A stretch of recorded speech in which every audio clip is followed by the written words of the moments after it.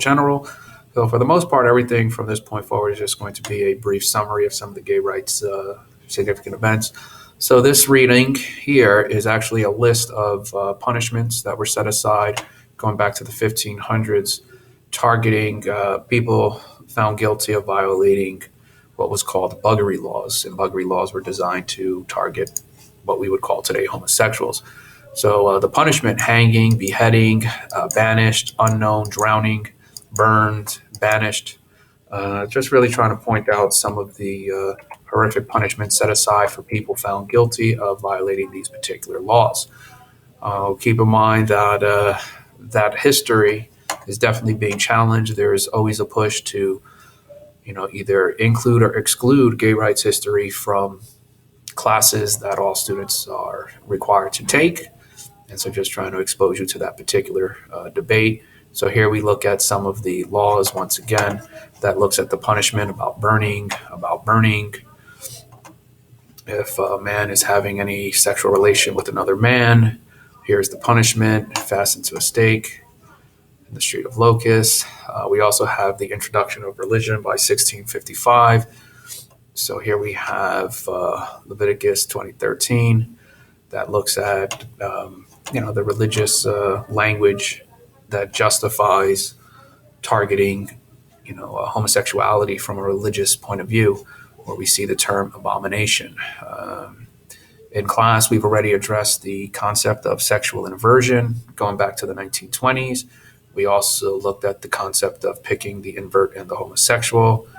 And in the 1950s, the gay rights movement is dealing with the concept of entrapment, where police officers would go into establishments, try to express their interest in another male, and then if this male would agree and say, yes, I am interested in, let's say, kissing, at this particular point, this individual would be arrested for lewd behavior. So the practice of entrapment is what the Mattachine Society is trying to challenge, and you can take a look at the language here to kind of get a sense of what Dale Jennings, this Mattachine Society member, went through with this particular situation. We may or may not have also addressed the Daughters of Bilitis. The Daughters of Bilitis were a group of women that published a magazine called The Ladder, and what they were trying to do was educate the variant. The variant is a term that was used to describe a woman interested in another woman. Here they're talking about education of the public, and as well as education for the variant, who was probably questioning why she was interested in another woman as opposed to being interested in a male, since she's a female. We may or may not have also watched the public service announcement, Beware of the Homosexual, where they use the image of Ralph, who is going to try to coerce a young boy into homosexuality. So we may or may not have watched that particular public service announcement. And that public service announcement was used at the Inglewood School District to try to convince males struggling with sexual identity and homosexuality that they should not, follow that particular path. We may or may not have talked about Atascadero, which was a state hospital where people accused of committing, sexual psychopath crimes were sent, and these individuals were labeled to have a mental disorder, which is precisely what Barbara Giddings is protesting here. Here is Frank Cometti, another Mattachine Society member. She is a Daughters of Bilitis member, Mattachine Society. So both of these individuals, as well as with the doctor, are at the Psychiatric Association, which is claiming that homosexuality is a mental disorder. They're trying to challenge that logic, and they're successful at getting the classification of a mental disorder erased. So by the 1970s, it is no longer considered a mental disorder. Stonewall. You were asked to complete the Stonewall reading.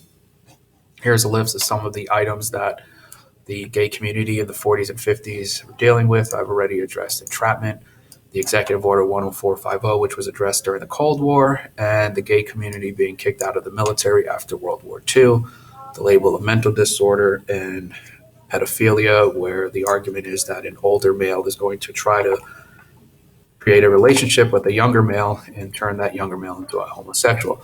So for the most part, all of these situations here and all of these events probably are going to create a situation where gay men and gay women are not going to want to be open about their sexuality. And that's what the Stonewall represents. The Stonewall represents a place where the gay community can go and dance and you know, mingle and socialize, and they can do that free of society judging them or anything negative happening to them. Eventually, this is going to lead to the Stonewall riots because the police are going to show up and try to raid the establishment. And this is going to lead to a protest where the patrons of the Stonewall Inn are for the first time going to protest against the protesters. And this information comes from the book David Carter, book Stonewall, where he argued that the protesters marched in this particular formation and they pretty much were running around in this triangle and forcing the police back into the Stonewall Inn. Here we see an image. This is an image from the Mattachine Society's Sippin protests. Remember, there's a law that says you cannot serve two men, cannot openly serve homosexuals, or you will lose your license. And so the gay community, members of the Mattachine Society, were going into establishments and saying, we're queer, we're here, serve us beer. This individual would be put in a predicament. Either he serves them or not. If he serves these individuals, he is violating a law that says you cannot serve two homosexuals. And if he decides no, then the question here is this man denying these individuals and being discriminatory? And so that is the point of the sit-in protest. And here we see some photographs from the Stonewall riots, a couple of other images. Here we see some articles published from the time period.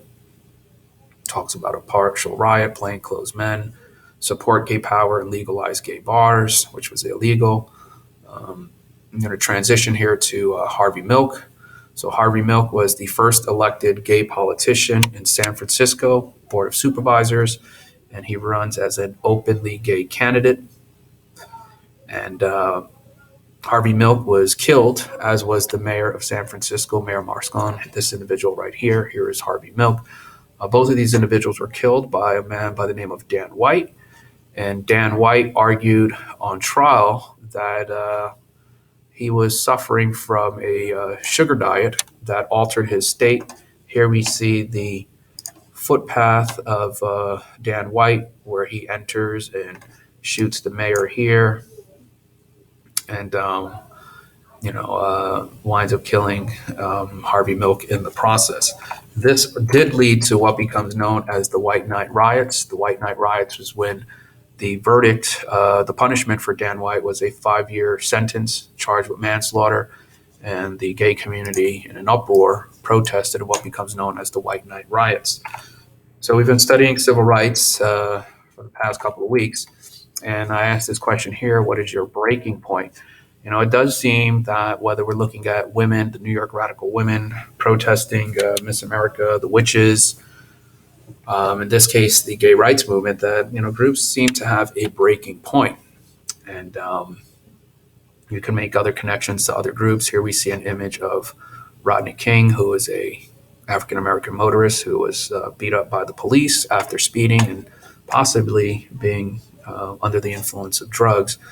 The end result, though, for him was that he was severely beaten, and the verdict there led to what becomes known as the LA riots. So you have a verdict in the assassination of these two individuals that leads to the White Night riots, and you have a verdict that leads to the LA riots. And here you see some images of the LA riots of 1992, where the individuals decided that they were going to target anybody who was not black. And in this case, we see an image of Reginald Denny, who was severely beaten. Even Asian Americans were targeted, primarily Korean Americans, because of the killing of Latasha Harlins, who was a 15-year-old girl who went into a Korean store owner, Soon Ja-doo's store. She took a bottle of orange juice, put it in her pocket, went to the counter to pay for it. She was accused of stealing, at which point Latasha Harlins was shot, accused of stealing orange juice. And so the Soon Ja-doo, the perpetrator in that situation, was given probation, which is part of the reason why the Korean community was targeted. And here you see some images from the LA riots.